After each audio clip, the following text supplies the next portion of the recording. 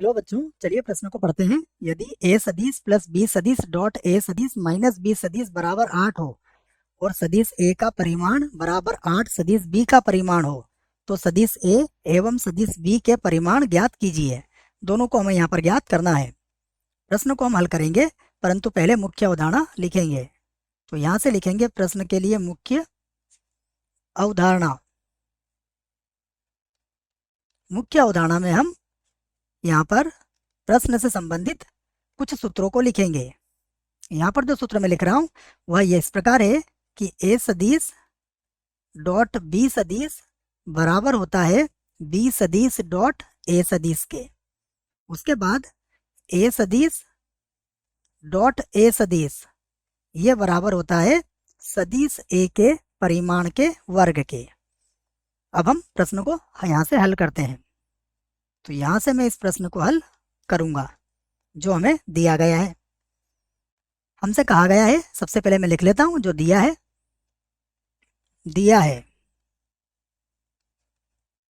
हमें जो दिया है वो देखिएगा।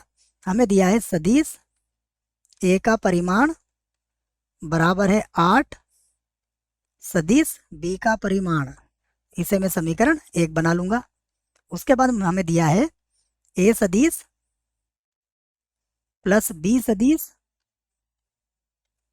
डॉट a सदिश माइनस b सदिश, और बराबर कितना दिया है?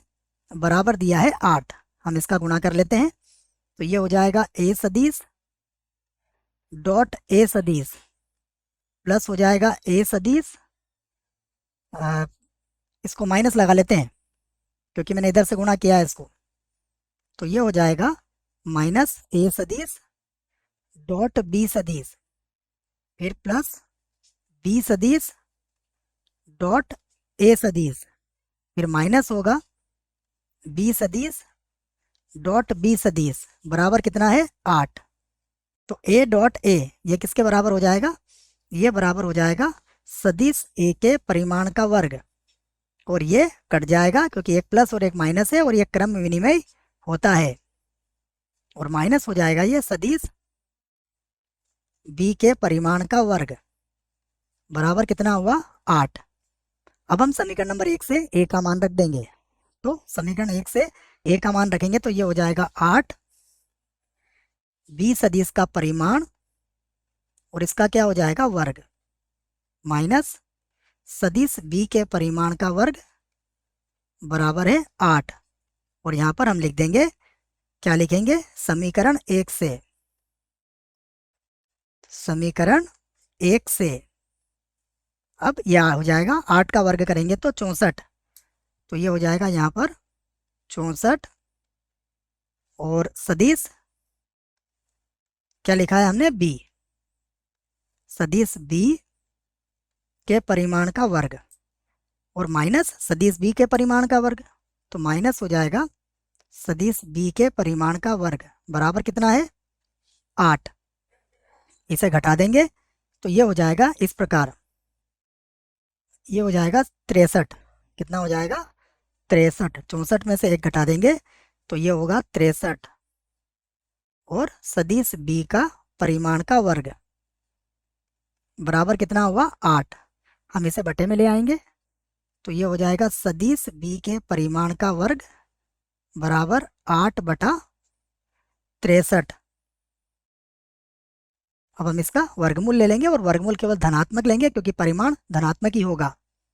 तो यहाँ से सदिश b का परिमाण बराबर हो जाएगा वर्गमूल के अंदर 8 बटे में कितना आ जाएगा? 63।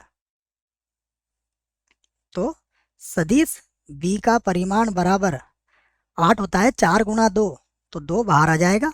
ये होता है 9 गुणा 7, तो इसका 3 बाहर आ जाएगा। वर्गमूल के अंदर कौन रह जाएगा?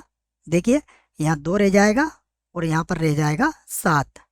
तो सदिश b का परिमाण हमारे पास आ गया। अब समीकरण 1 से,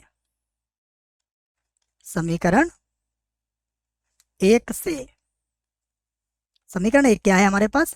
a सदिश बराबर 8, तो ये हो जाएगा a सदिश बराबर 8 और गुणा ये हो जाएगा 2/3, 2/3 और यहाँ आ जाएगा वर्गमूल में 2/7। तो ये मिल जाएगा हमें इस प्रकार 16/3 और वर्गमूल के अंदर हो जाएगा 2/7। अब दोनों ही मान हमारे पास आ गए हैं तो हम यहाँ से लिख सकते हैं अतः अतः सदिश ए का परिमाण ये कितना आया 16/3, 16/3 और वर्गमूल में कितना है 2/7 तथा सदिश बी का परिमाण यह है 2/3, 2/3 और वर्गमूल में कितना है 2/7। तो ये हमारे प्रश्न के उत्तर हैं। मुझे आशा है बच्चों प्रश्न का उत्तर समझ में आया होगा। धन्यवाद।